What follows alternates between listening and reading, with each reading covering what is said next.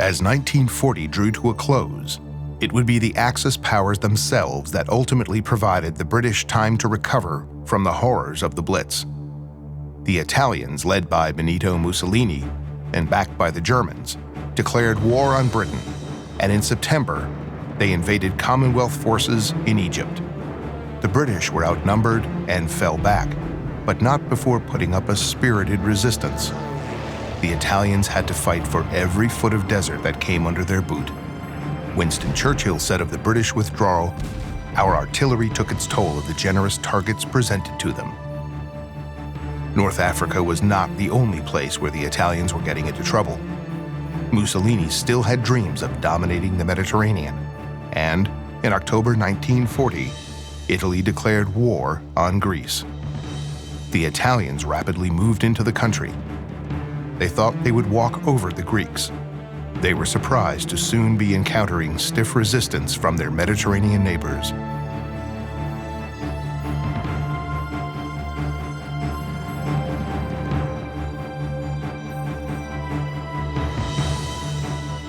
Greece mobilized quickly. By the spring of 1941, the whole of the Italian Grand Plan had ground to an embarrassing halt.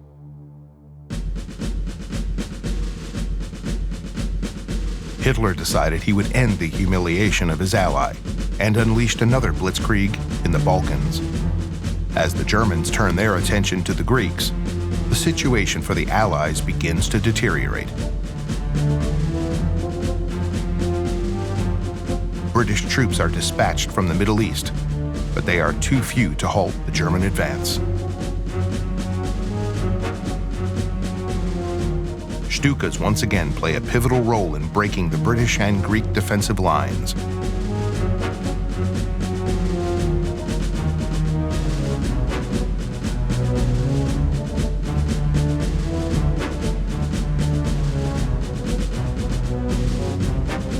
Less than a week after the Germans attack, the Allies are forced to begin a series of withdrawals. Other Luftwaffe bombers pound enemy positions. The RAF is too stretched to stop them. On April 27, 1941, Athens falls. The German invasion of the Balkans had only taken 3 weeks. The Germans now pursued some 43,000 British troops who had been evacuated to Crete. On the morning of May 20th, 1941, they mounted an unprecedented airborne assault on the island. Hundreds of the venerable Ju-52 tri-motor transports would fly the paratroops on their mission. The Iron Annies, as the Ju-52 was affectionately known, was slow but rugged. Each transport could carry only 18 soldiers, and the German troops could only land relatively lightly armed.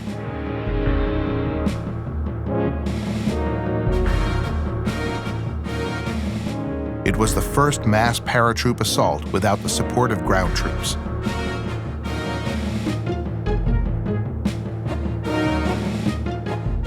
Some 10,000 Germans dropped onto the island and immediately prepared for battle against the British.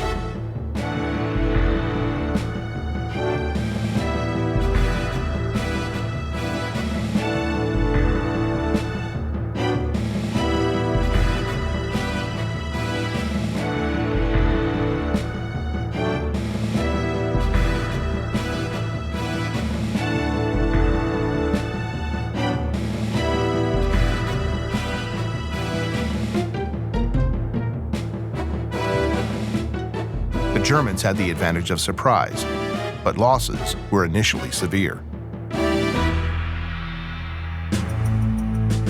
40% of the assault force had been killed, wounded, or taken prisoner by the end of the day. Reinforcements came by sea.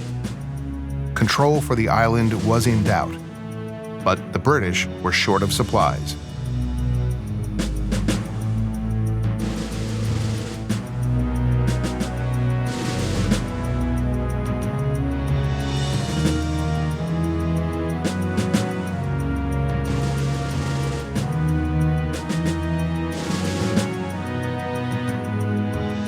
They fought hard for the island, but gradually had to give way to the Axis forces. The British prepared for yet one more evacuation so that the troops would live to fight another day. Retreat was better than surrender, but like Dunkirk, it was still humiliating for many. The Luftwaffe had scored yet another decisive victory. For Hitler, the Balkans campaign was a mere sideshow. Russia dominated his thoughts. The Balkans had cost the Germans dearly in precious time. Now, the German High Command turned its attention back towards the east and preparations for Hitler's campaign against the Russians. He could ill afford to have tied up some of his best troops, but the campaign in the Balkans did just that. It was a victory with a cost. Early in the summer of 1941, German planners believed that the entire Russian campaign would take only 8 to 10 weeks. They were so confident winter clothing was ordered for only 1/5 of the invasion force. On the 22nd of June, Operation Barbarossa began, led by the Luftwaffe, in an attack decimating the Soviet Air Force. In the summer of 1941, few Russian planes were of modern design. More than 80% were obsolete. Ancient biplanes, like the Ilyushin I-153, made up the majority of fighter squadrons. And even the swiftest craft available, the stubby I-16, was 100 miles per hour slower than the Messerschmitt Me-109. Unbelievably, Stalin let 4 hours go by before authorizing airstrikes against the German invaders. By then, grave damage already had been inflicted. Those they didn't destroy on the ground, they often captured as the Wehrmacht rolled forward. So the Russian Air Force was left in a much weakened state, having lost much of its frontline strength. By the end of the first week, over 4,000 airplanes had been destroyed or captured.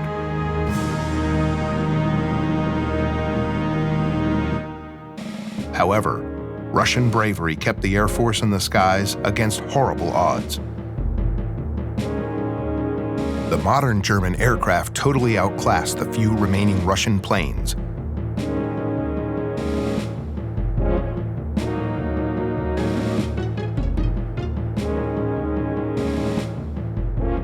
Out of desperation, pilots began resorting to tactics used by their brethren from World War I.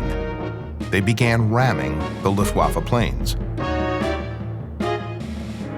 The Nazi blitzkrieg seemed unstoppable. The German armies pushed on toward Moscow. The Luftwaffe, dominating the skies above the steppes, smashed Soviet defenses, clearing the way for crack Nazi troops and panzer units, which were poised for a swift attack to capture the city.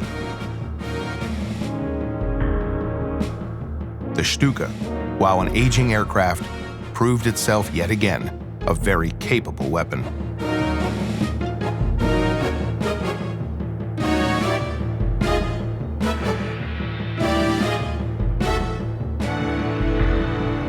By mid-October, the Germans reported 350,000 Soviet prisoners and a large quantity of weapons had been captured.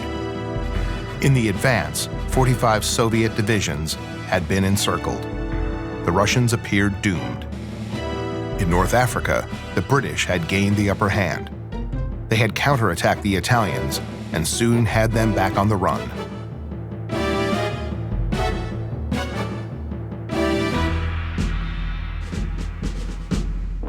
Unfortunately, their gains worried the Germans, who in February 1941 sent 2 divisions to help the Italians.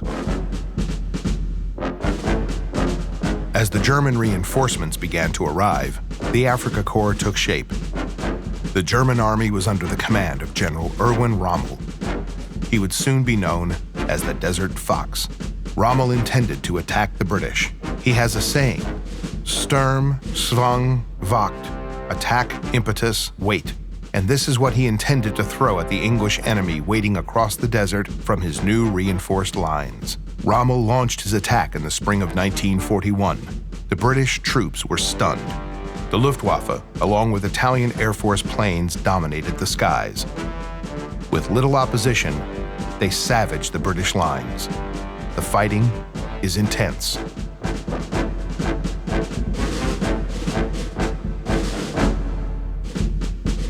The Commonwealth troops give up most of the gains they had made against the Italians. In spite of their losses, the British troops don't retreat without a good fight.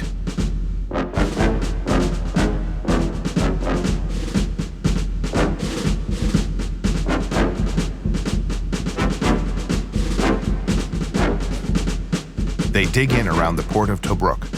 These battling bastards would soon become legends in the British Army.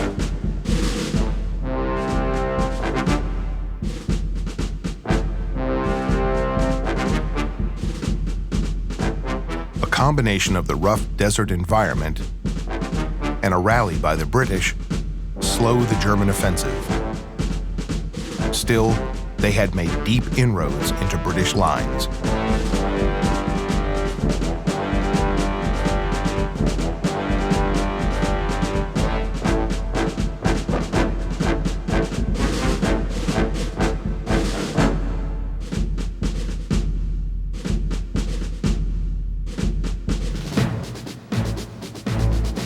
The British fleet in the Mediterranean was under great pressure to protect the supply convoys bringing desperately needed supplies to besieged forces in the Western Desert. The RAF could provide some limited air cover to the convoys that were attacked not only by Italian naval ships, but by Luftwaffe and Italian air units as well. It was a difficult and bloody battle for both sides. But the anti-aircraft fire from the British was enough to ensure the bulk of the convoys made it through the cascades of fire. The air battles at sea were intense. The losses were great for both sides. For the Luftwaffe and Italian pilots, the moving ships made difficult targets to hit. For the sailors manning the anti-aircraft guns, the best tactic was simply to send up a wall of bullets and shells and hope that enemy aircraft would fly into the barrage.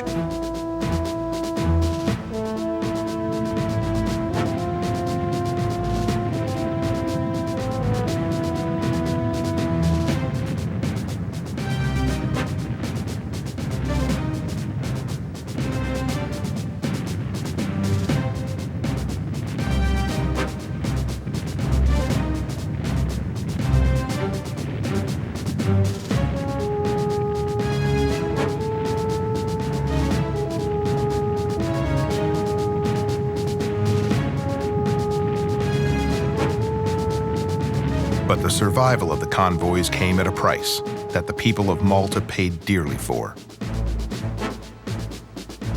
The island was an unsinkable aircraft carrier lying along the Axis supply lines.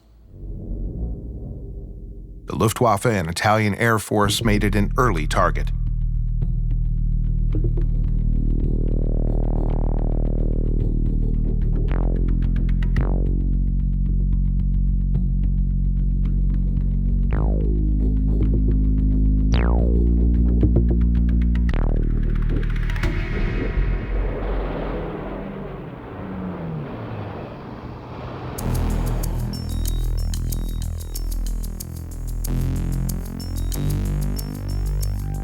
The attacks were brutal and frequent. Initially, the British could confront the Luftwaffe with only 3 ancient biplanes nicknamed Faith, Hope, and Charity.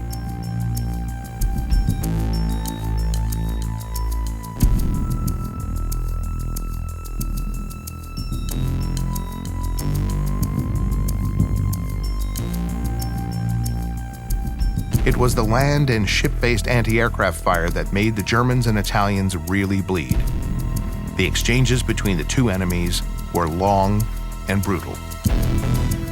Yet Malta held out and became a base from which Axis supply lines to North Africa could be interdicted by Allied air, submarine, and surface forces.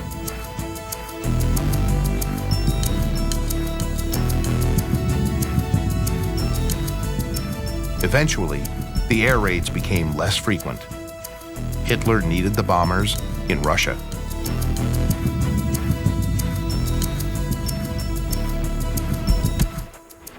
But easing the pressure on Malta meant Rommel and his Africa Corps would receive less petrol and arms to carry on the fight in the desert.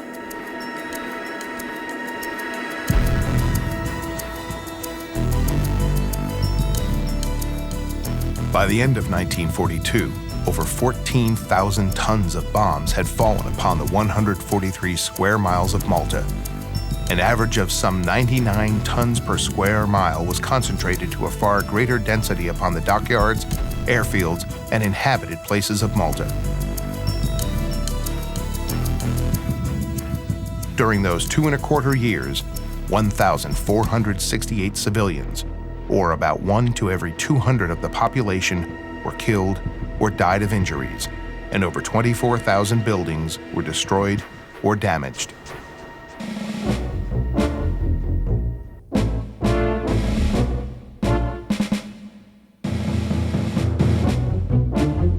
The enemy lost 1,129 aircraft in this assault, of which 236 were destroyed by anti-aircraft fire.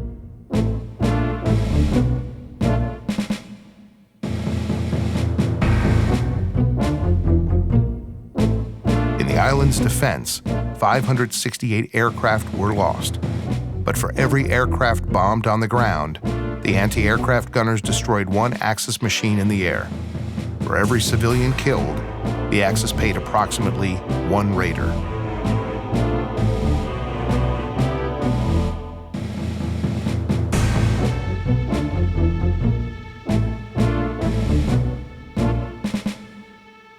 While Britain was holding the line in the Med, closer to home, she was losing the war to German U-boats.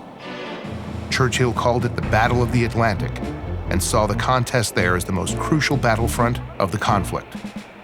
At one point, Britain was within weeks, if not days, of running out of fuel, food, and ammunition, as the U-boats ravaged British convoys carrying the vitally needed supplies from America and Canada. The U-boat crews became heroes at home in Germany. But the biggest challenge for the U-boats was to find the convoys in the vastness of the ocean. The Luftwaffe was ready to help.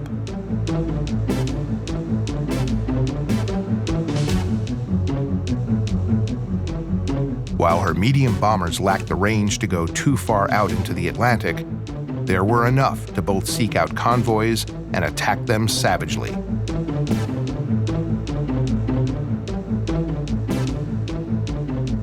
In these cold waters, neither shipwrecked seamen or downed Luftwaffe crew could survive more than a few minutes in the frigid seas. This was a battle where neither side took prisoners. Death was the only victor.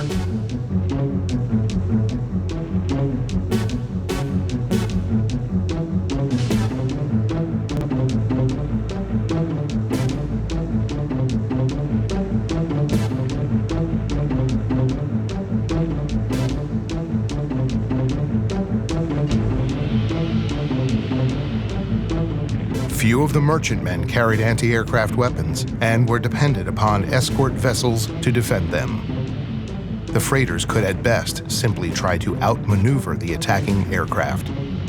It would boil down mostly to just luck.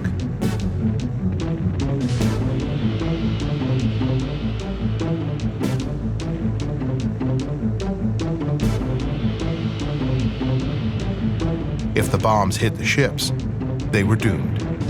If they missed even by inches, then they would survive. The Luftwaffe crews had to focus very intensely to be able to deliver their deadly ordnance accurately.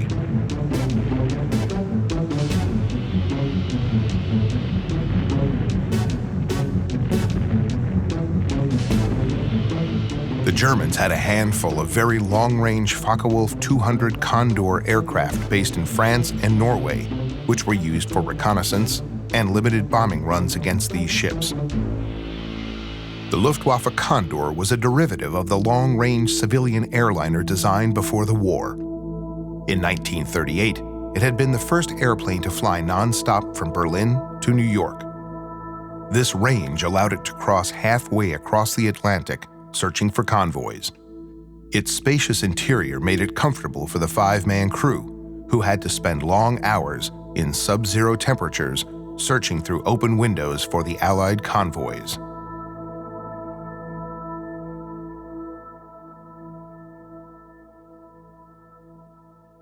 In adapting it for wartime service, hardpoints were added on the wings for it to carry nearly 3.5 tons of bombs.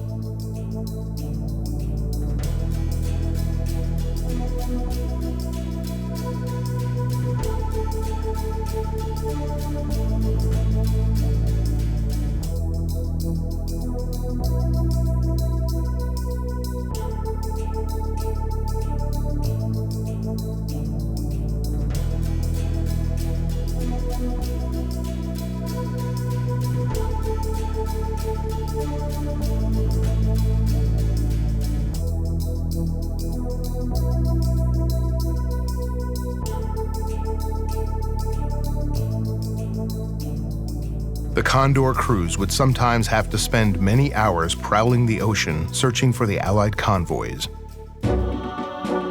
But the Condor was well prepared for action when and if it presented itself.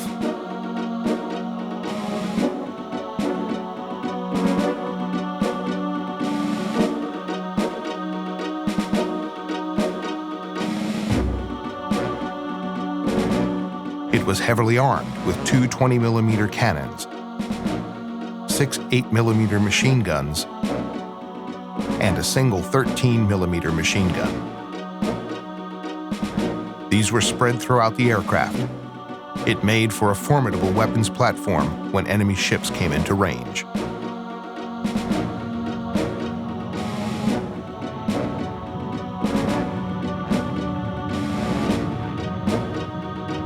Luftwaffe tactics called for both strafing and bombing the Allied vessels.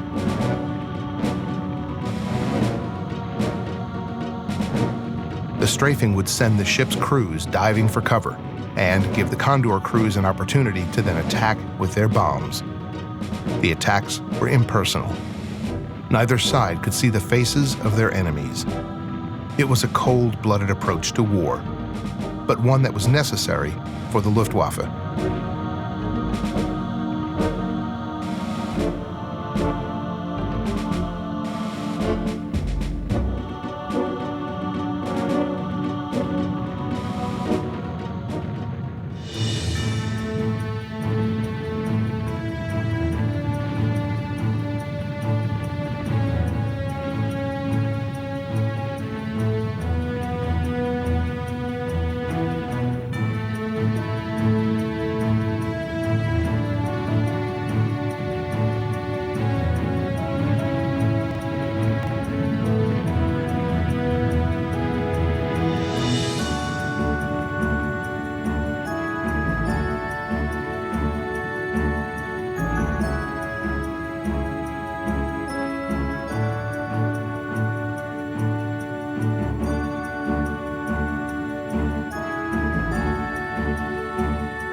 After a successful attack, the crew would leave the men of the sunken ships to their fate, while they would relax and break out their rations for a leisurely flight back to home base.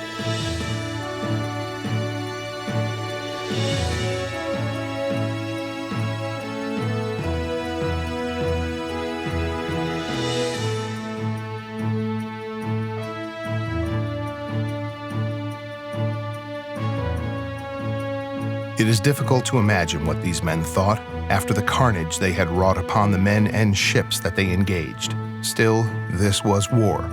Both sides would do their duty.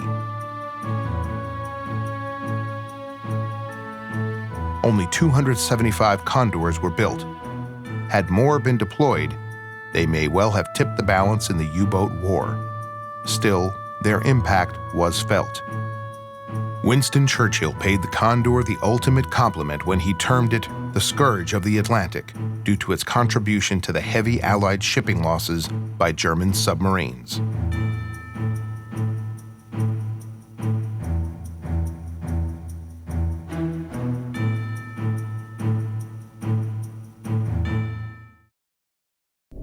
Just over 2 weeks after Hitler began his invasion of Russia in early summer 1941, the German army had pushed some 300 miles inside the Soviet Union.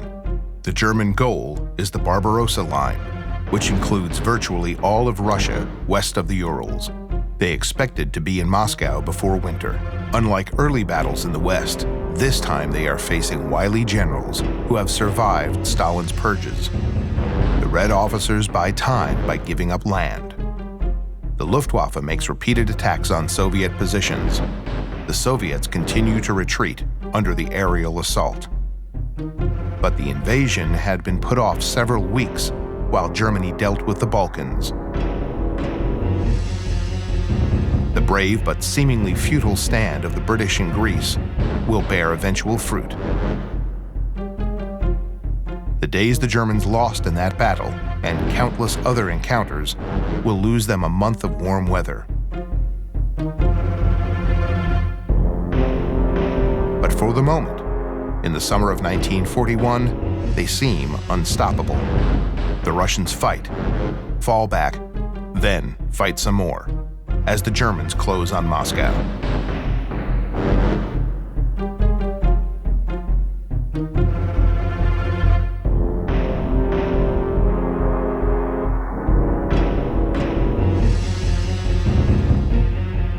The Russian High Command orders a counterattack with its Air Force, one of the few effective tools left to the Soviets. It was only the aircraft of the Moscow Defense Forces, with its many obsolete planes, that gave the Red Army a 2-to-1 superiority in the key Western defense line.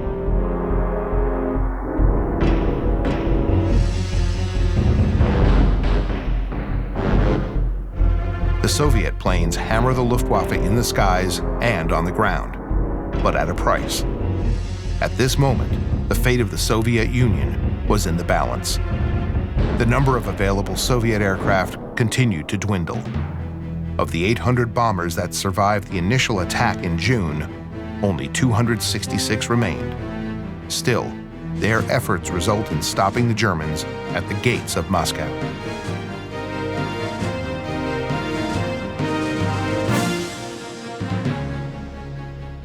In spite of the setback, by the summer of 1942, Hitler ordered another offensive, this time aimed at Stalingrad.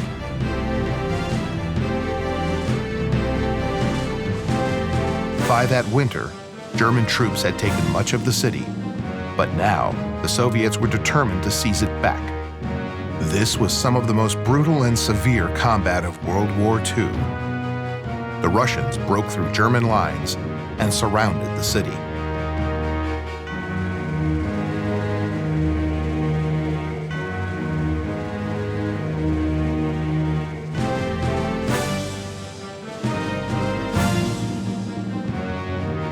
The Luftwaffe was perhaps the last hope the Germans had to not be annihilated.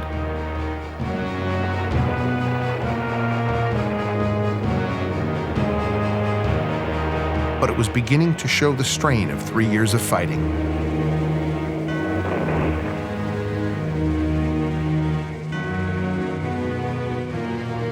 This time, they could not stop the Soviet advance into the city. The Nazi army was trapped and doomed.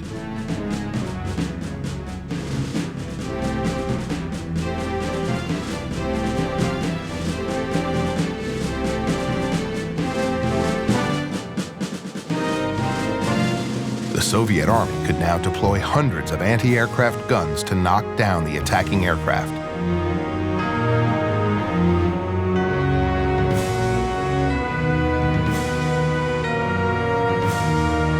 The Luftwaffe paid a heavy price for their futile support of the ground forces.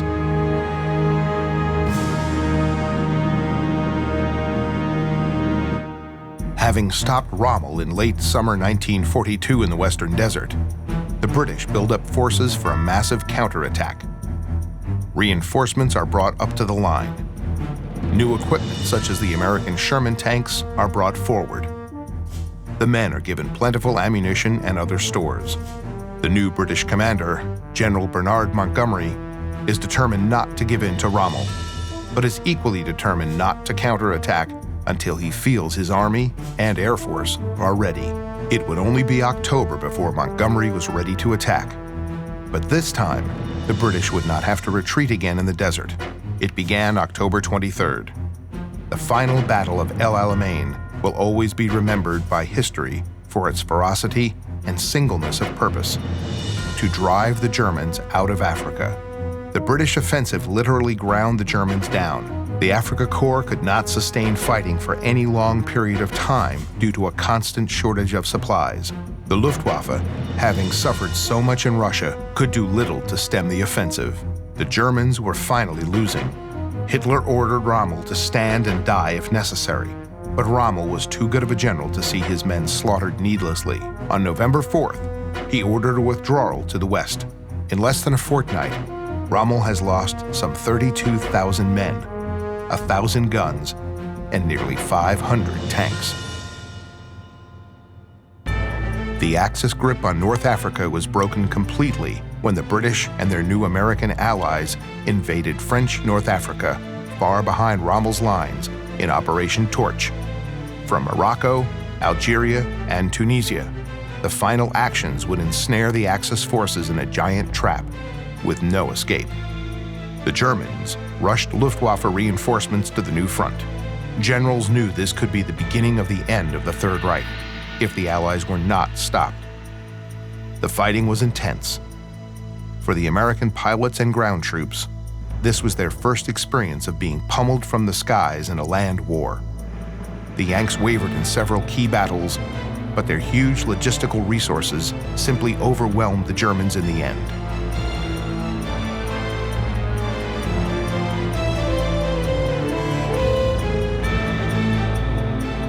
The Luftwaffe lost many planes, but worse, they lost experienced pilots.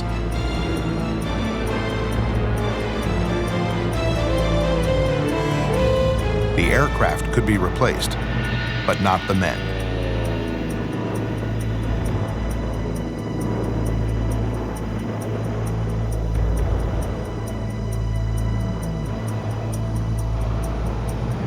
From the moment Torch began, the Germans and Italians would begin a slow retreat that would only end in the spring of 1945.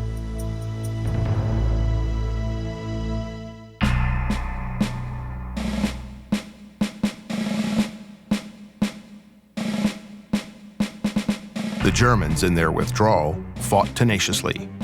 They would make the British, and in particular the Yanks, pay dearly for each yard of desert they reclaimed.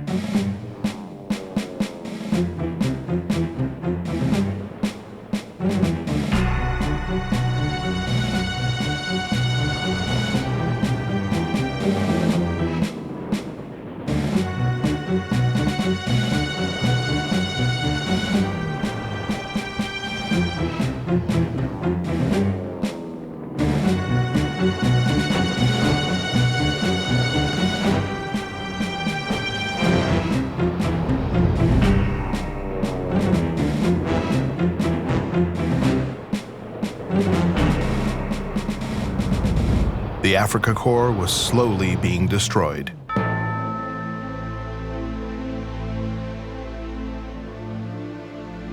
The men and machines lost in the desert could not be replaced. In the end, the Germans would finally leave North Africa. They might have lost their battle, but their tenacious pride was still intact. The Luftwaffe, while left bleeding, would live to fight another day.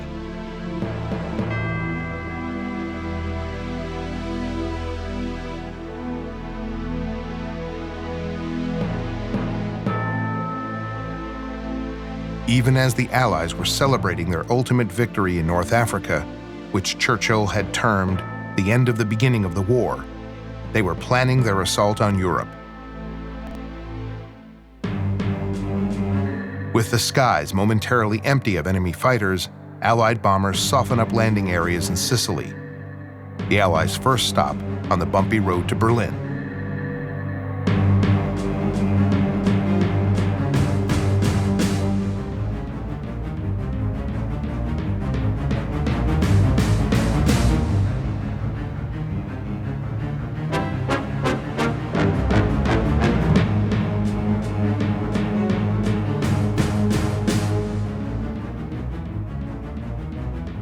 Troops landed with relatively little opposition.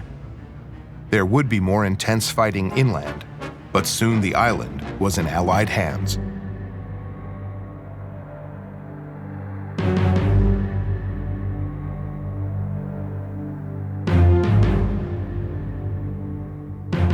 While the German army was on the defensive in 1943, the Luftwaffe still had its bomber fleet, and a renewed blitz on Britain began.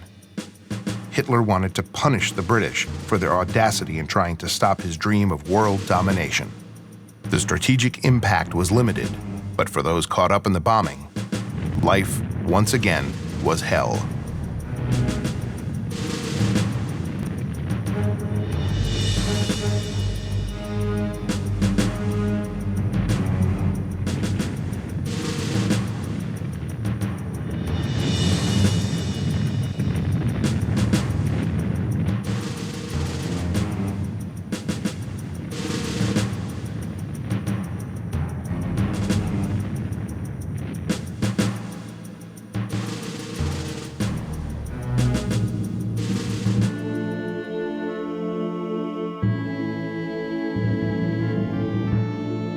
The bombing of civilians would do little harm to the overall war effort, but it would damage morale.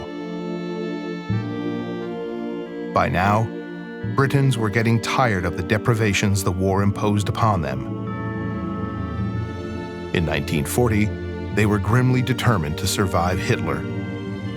Now, they just wanted to be left alone. But the Luftwaffe would now remind the British what living was like for Germans enduring the Allied bombings of the fatherland.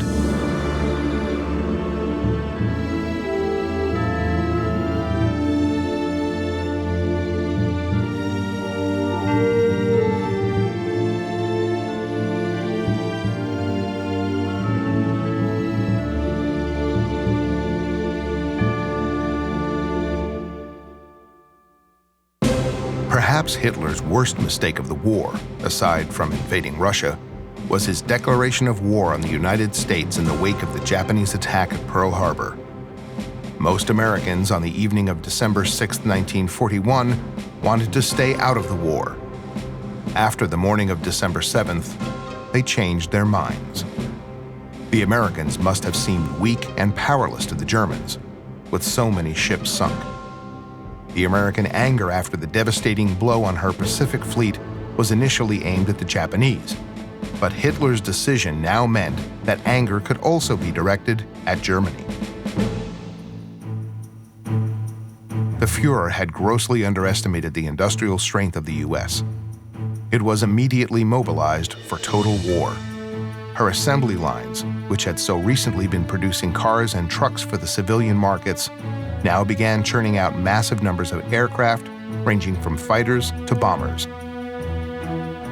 One aircraft in particular, the Boeing B-17, was an exceptionally lethal weapon, with its 4 engines, long range, and capability of carrying a heavy bomb load.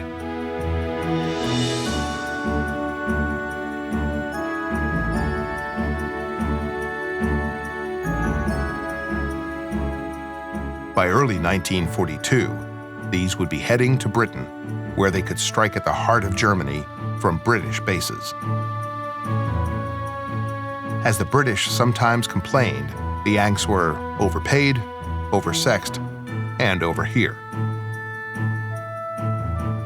But they were also heading to the skies over the Reich.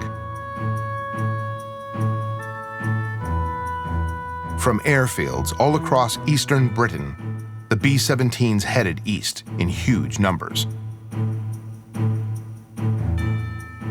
The Americans thought at first they could easily bomb the Germans into submission through large-scale daylight bombing raids. They were wrong. The Luftwaffe, though wounded after 3 years of war, was still very capable of putting up a spirited defense of the fatherland.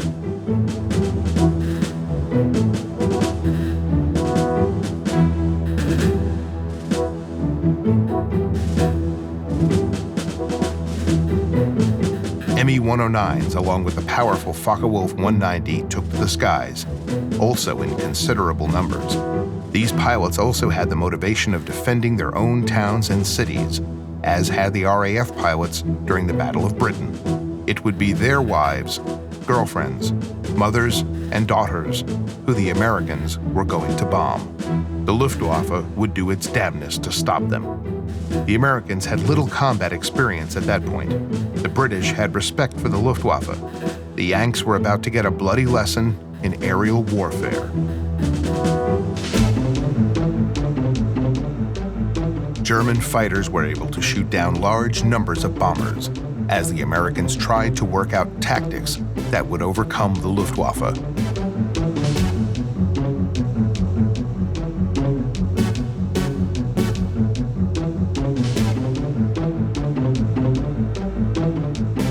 But without long-range fighter escort, the bombers were often just sitting ducks for the Me-109s that swarmed around them.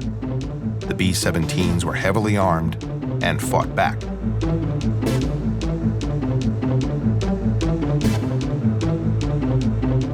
Still, the German fighters took a severe toll on the Yanks in these initial engagements.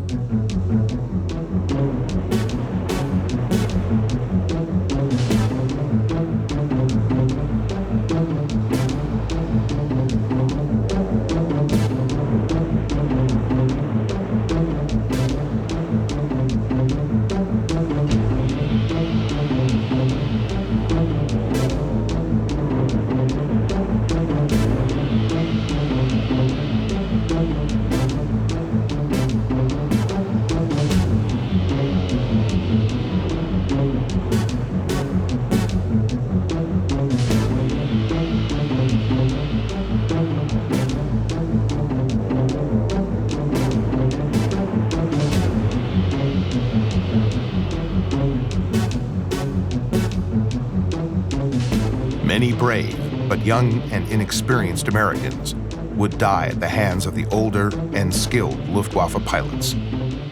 The Americans would have to figure out a way to do better if their Air Force was going to survive.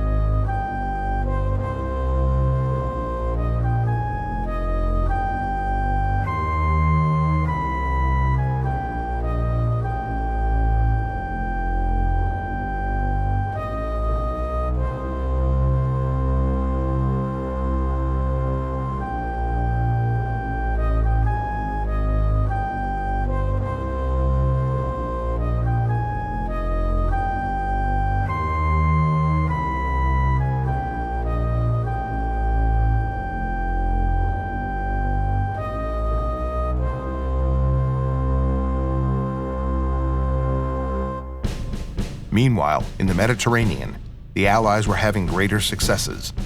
The British and Americans finally landed back in mainland Europe on the shore of Italy proper.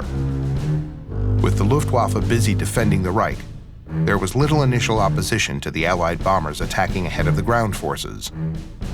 On the day of the Allied landing, Italy surrendered. Initially, the ground forces thought they would have a relatively easy time pushing up the Italian peninsula.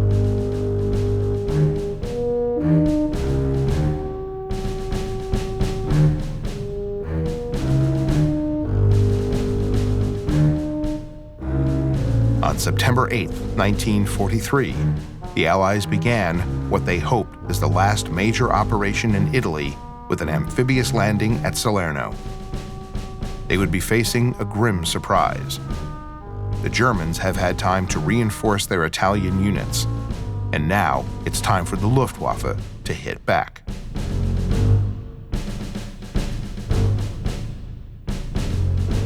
The targets were the Allied landing beaches and support vessels. The attacks nearly bring the Allied offensive to a halt. If the Luftwaffe bombers can knock out the supply ships, then the Allied effort is doomed.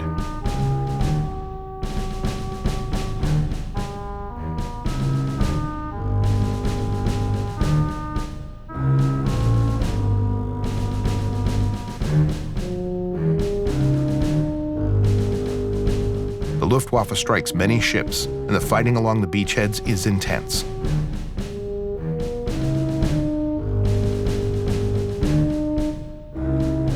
Plans were made to abandon the operation.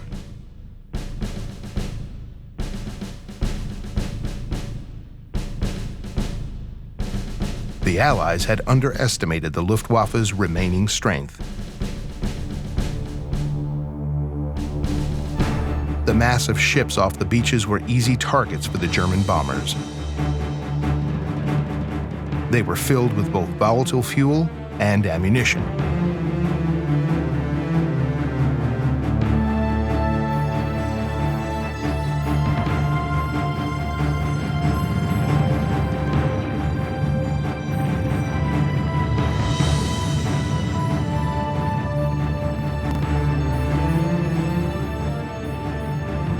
If one got hit, it would likely explode with devastating results. The attacks were unrelenting. Suddenly, the whole Allied plan for Italy was in jeopardy.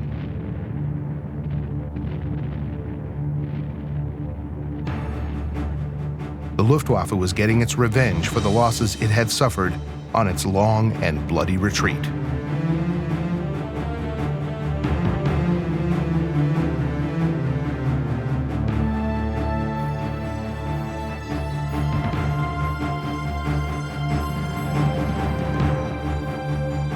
The British and Americans held, but just barely. The Allied air forces were able to ultimately reclaim the skies at a heavy price to the Luftwaffe.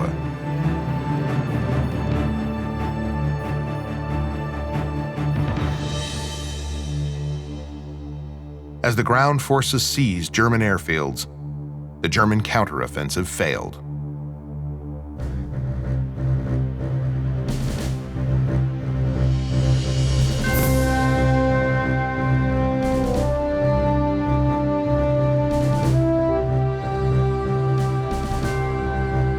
Trying to shorten the campaign, the Allies make another landing far north of Salerno, at Anzio, close to Rome.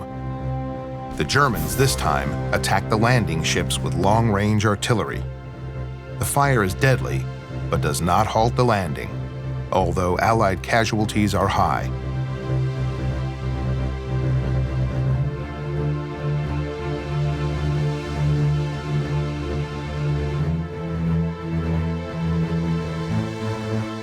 But then the Germans rushed forces to the area where the Allies were trapped in the town and on the beaches.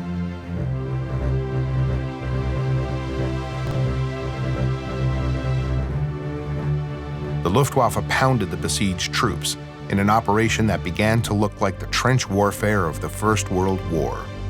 Since the Germans held the heights above the city, they could easily aim their guns at the troops below.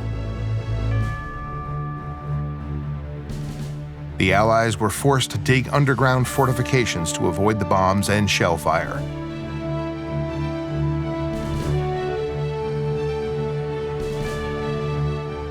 The effects of the attack stunned the Allies, and many men died and were wounded in a battle that was not expected.